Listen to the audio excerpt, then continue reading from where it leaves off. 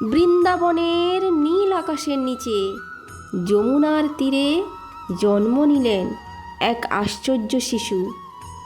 তিনি হলেন আমাদের ভগবান শ্রীকৃষ্ণ।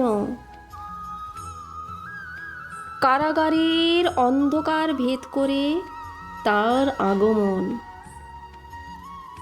কারণ তিনি এলেন অধর্ম নাশ ও ভক্ত উদ্ধারের জন্য। শিশু কৃষ্ণের হাসিতেই ভয় পেত রাক্ষসরা।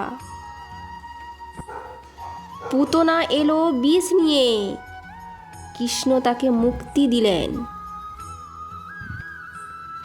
শক্টাসুর, তৃণাবর্ত সব অশুভ শক্তি শিশু খেলাতেই পরাজিত হলো।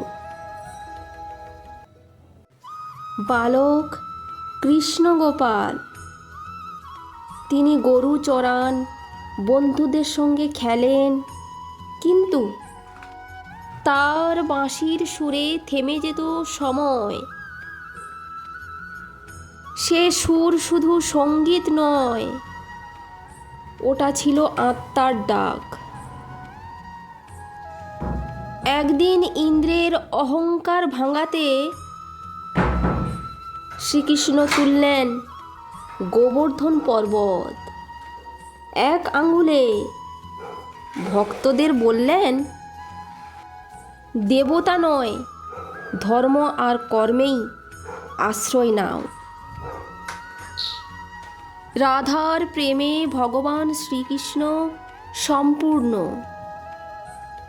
সে প্রেম দেহের নয়,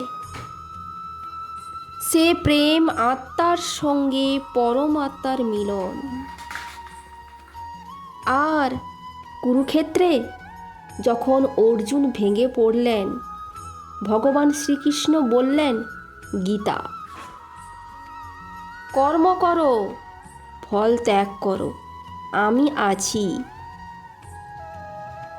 ভগবান শ্রীকৃষ্ণের কথা মানে শুধু গল্প নয়, এটা জীবনের পথ, যেখানে ভরসা আছে, প্রেম আছে, আর আছে এক অনন্ত সাথী।